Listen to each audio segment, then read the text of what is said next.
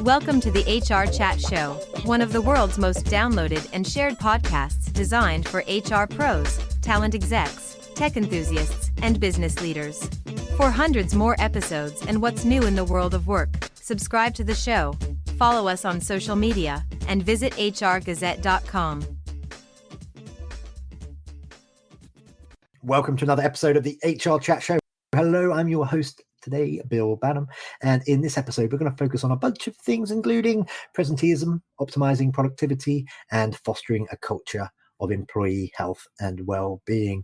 My somewhat illustrious returning guest today is Professor Sir Cary Cooper, CBE, the 50th anniversary Prof of Organisational Psychology and Health at Manchester Business School, University of Manchester. Sir Cary, welcome back to the show. It's a pleasure to have you back on today. Yeah, it's great, Bill, to see you again. Let's have a nice chat.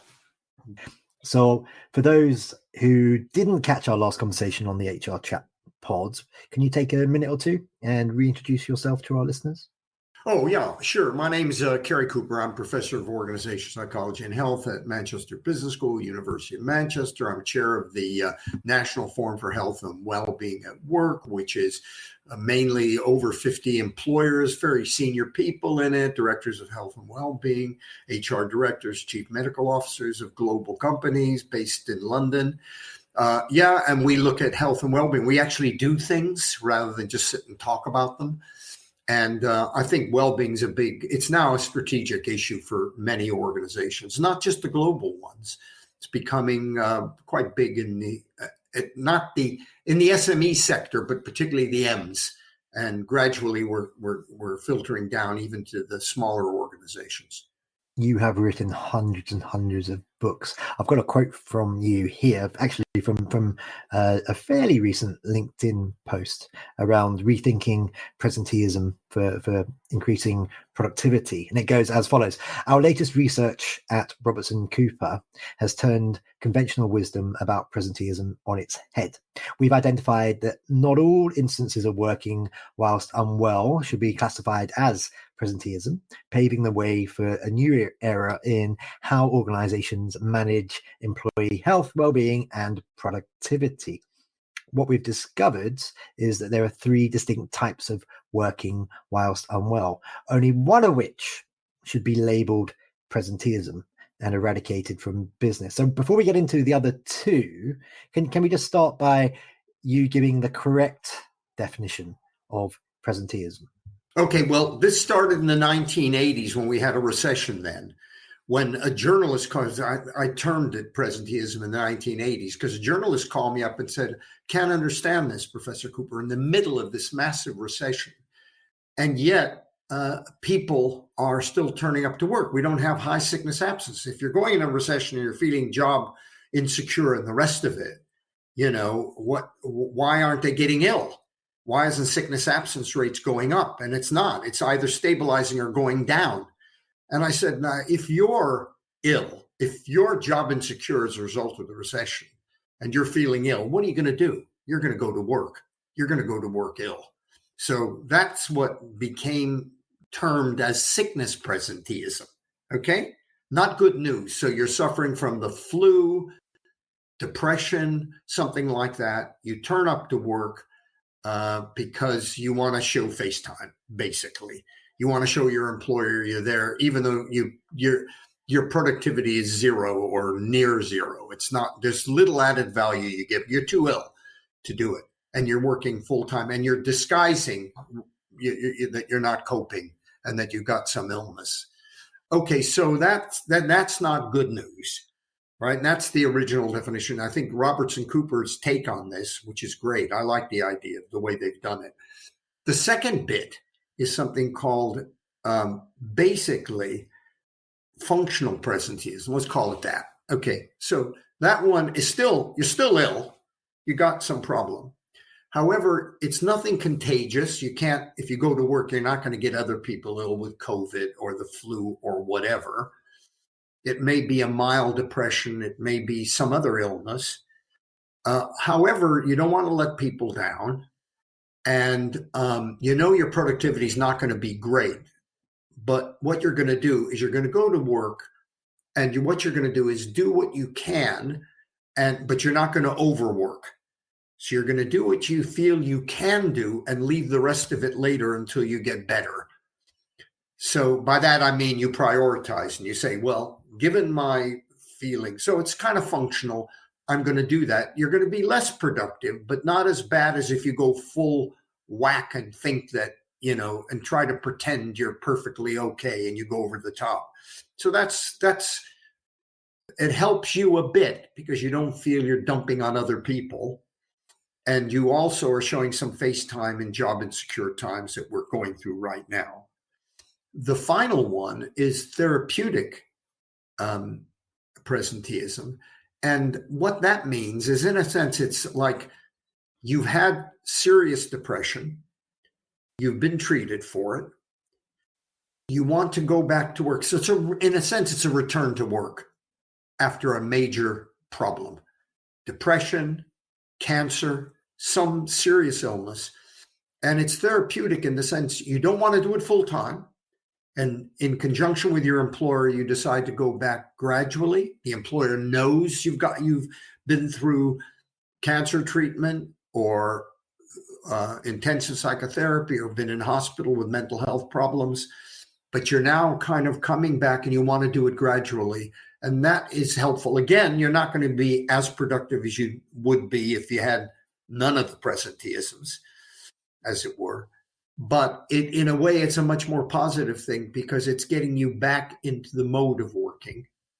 And your employer and you have developed a psychological contract which says, this will be helpful for me to do some hours a week, coming back maybe 2 or 3 hours, 2 or 3 days a week, and gradually come back into the workplace. So they're very different. The first one, the sickness presenteeism, where you pretend to be okay and it's nothing going to trouble you, but you're really suffering, but you're so frightened of having it on your HR record that you've been off ill, that you pretend you deliver very little added value. That one is the worst one and is very damaging to you. So it sounds like the third form, the therapeutic presenteeism, that's kind of that's someone's perhaps in a vulnerable position, but they've got a more positive outlook and they're looking to grow their productivity. And, if you've got a top talent who's been away for X amount of time, you use the example of depression, of cancer, and so on and so forth. There's a situation there where the employer, the boss, obviously wants to redevelop that person, and there's lots of potential to get them back up to speed. Does that often happen, or actually is it more often the case that in that third form, the therapeutic form, folks perhaps stay part-time or they never reach those productivity levels that they were at before? Again, it depends on how enlightened the employer is. And the enlightened employers who want to retain good staff who have good skill base, but they're not responsible for getting cancer.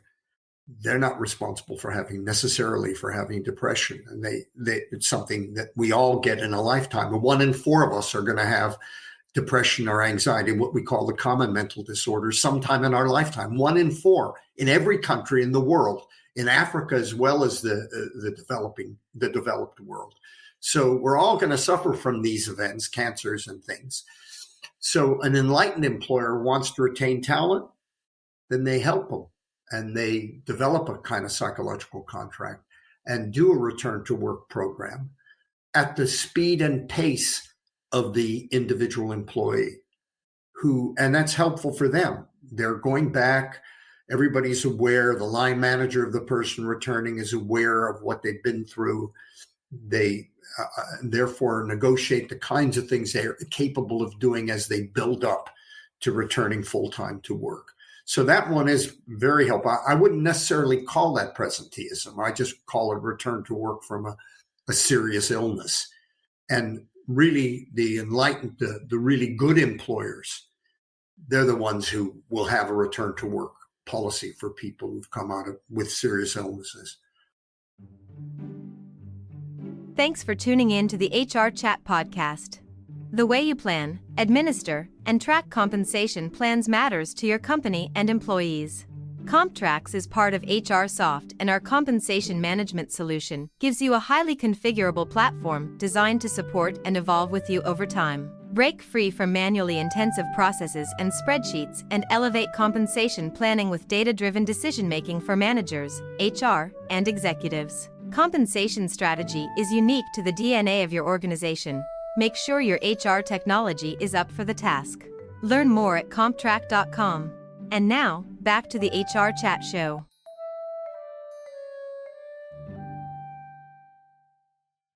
The first form of presenteeism, the traditional one, the one that I learned when I was the editor of HR Review many years ago before I went grey, for example, that kind of definition. Yeah. How bad is that? Bad's an interesting word to use. How bad is that for colleagues around you? If you're not in the right place, if you're there, if you're giving off bad vibes, you're not really adding to a thing. Maybe you're sucking energy. I'm using all these loaded terms right now. What kind of impact can that have on the colleagues around you? Oh, very bad. In no way is it positive. It's not good for your health as the sufferer, as the presentee, and it's not good for the people around you. And many times it could be an infectious illness as well, like COVID. And so it's not good for them. It's not good for the team because you're not actually delivering any added value. You're not being honest about the fact that you're not very productive, at least in the functional type of presenteeism. Everybody knows that there's an issue with you, right? But you want to do it, but you want to come back and you want to help out where you can, and they can pick up the balance of it. So it damages the team as well, and people resent you in the first form because you're not admitting that you got a problem. And that's why you got to change the culture. That's why we need, again, something I think you and I talked about the last time, Bill. That's why you need EQ'd line managers. You need emotionally intelligent, socially and interpersonally skilled, compassionate, empathetic, whatever words you want to use. We need human beings in line management roles all the way up the organization, from shop floor to top floor. Those are the people who will recognize a presentee who comes in not well. And if you're socially sensitive and not just looking at the bottom line, not just being a command and control type, and would say, Cary, you're not well, are you? Let's talk about it. Anything I can do?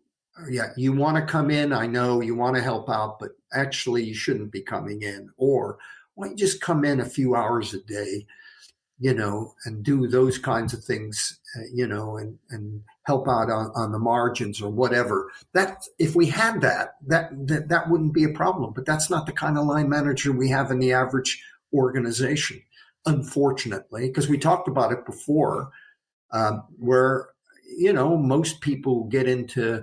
Like the CMI in the UK, the Chartered Management Institute, came out with that report about 80% of managers are accidental managers, right? They get there by accident to managerial roles because they technically are good at what they do, get promoted to a management role, no training, and not based on their social and interpersonal skills, which in the old days, they used to call those soft skills. They're the least soft skills. They are the massive positive skills. They are hard skills that we really need.